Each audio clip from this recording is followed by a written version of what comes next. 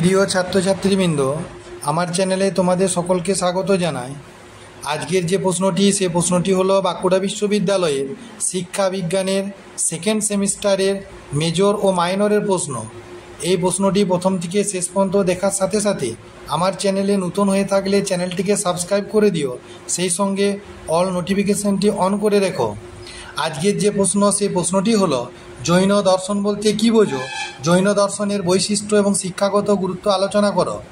উত্তর দেখো, প্রাচীন ভারতীয় দার্শনিক সম্প্রদায়গুলির মধ্যে একটি উল্লেখযোগ্য নাস্তিক সম্প্রদায় হলো জৈন সম্প্রদায়।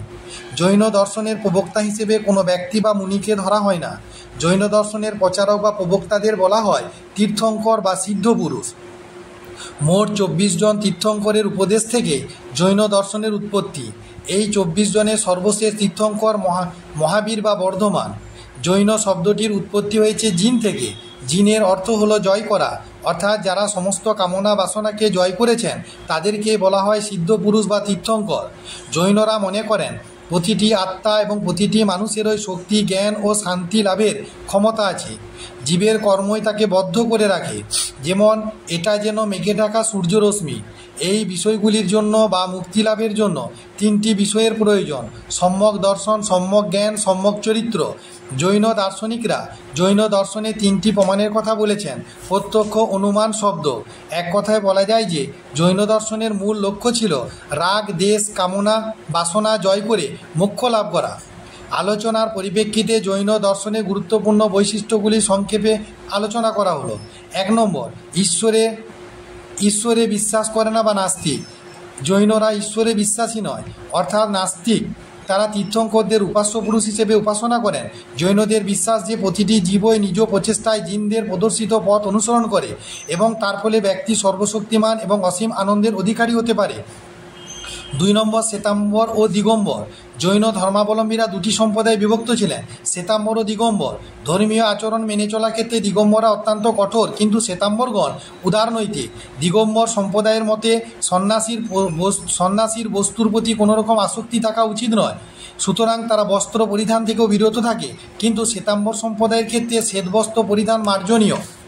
3 নম্বর, প্রমা শ্রেণীবিভাগ। জৈনদের একটি বৈশিষ্ট্য হলো যে প্রমা বা যথার্থ জ্ঞান। জৈন দর্শনে 3 রকমের প্রমার কথা বলা হয়েছে: প্রত্যক্ষ, অনুমান এবং শব্দ। 4 নম্বর, প্রত্যক্ষ পরোক্ষ জ্ঞান। যে জ্ঞান ইন্দ্রিয় বা মনের মাধ্যমে লব্ধ না হয়ে সাক্ষাৎকারে লব্ধ হয় তাকে প্রত্যক্ষ বা অপরোক্ষ জ্ঞান বলে, আর যে জ্ঞান ইন্দ্রিয় ও মনের সাহায্যে লব্ধ হয় তাকে পরোক্ষ জ্ঞান বলে। 5 নম্বর, জৈনরা প্রত্যক্ষ বা অনুমান স্বীকার করে। সাধারণভাবে জৈনগণ প্রত্যক্ষ অনুমান স্বীকার করেন। চার্বাক মতে প্রত্যক্ষ একমাত্র প্রমাণ, তাই এর সাথে জৈন দর্শনে অনেকটা মিল রয়েছে।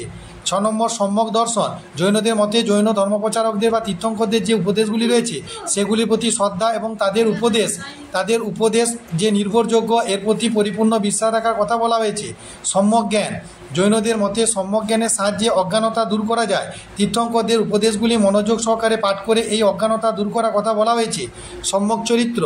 জ্ঞান যদি ব্যবহারিক ক্ষেত্রে প্রযুক্ত না হয় তাহলে তা নিরর্থক, সেহেতু মোক্ষ লাভের জন্য অপরিহার্য সত্য হল সম্যক চরিত্র। কামনা, বাসনা, ইন্দ্রিয়, চিন্তা, বাক্য ও প্রবৃত্তিকে সংযত করাই হলো সম্যক চরিত্র। শিক্ষায় জৈন দর্শনের প্রভাব। জৈন দর্শনের সামগ্রিক দৃষ্টিভঙ্গির দিক থেকে আলোচনা করলে দেখা যায় আধুনিক শিক্ষা চিন্তার সঙ্গে এর অনেক সাদৃশ্য বা শিক্ষাক্ষেত্রে এর প্রভাব বা ভূমিকা অনেক ক্ষেত্রে রয়েছে। 1 নম্বর, আধুনিক শিক্ষা হচ্ছে শিশুর অন্তর্নিহিত সম্ভাবনা পরিপূর্ণ বিকাশ। জৈন দর্শনে কর্মবন্ধন থেকে মুক্তির প্রচেষ্টা এবং আধুনিক শিক্ষায় শিশুর গুপ্ত সম্ভাবনাগুলি বিকাশের চেষ্টা, দুটি একই বিষয়। 2 নম্বর, ব্যক্তি স্বাতন্ত্রতা বজায় রেখে সামাজিক কল্যাণ সাধনের কথা জৈন দর্শনে বলা হয়েছে। দেখা যায় আধুনিক শিক্ষা মনোবিদ্যাতেও ব্যক্তির পরিপূর্ণ বিকাশ সাধন ও সামাজিক কল্যাণ সাধনের কথা বলা হয়েছে।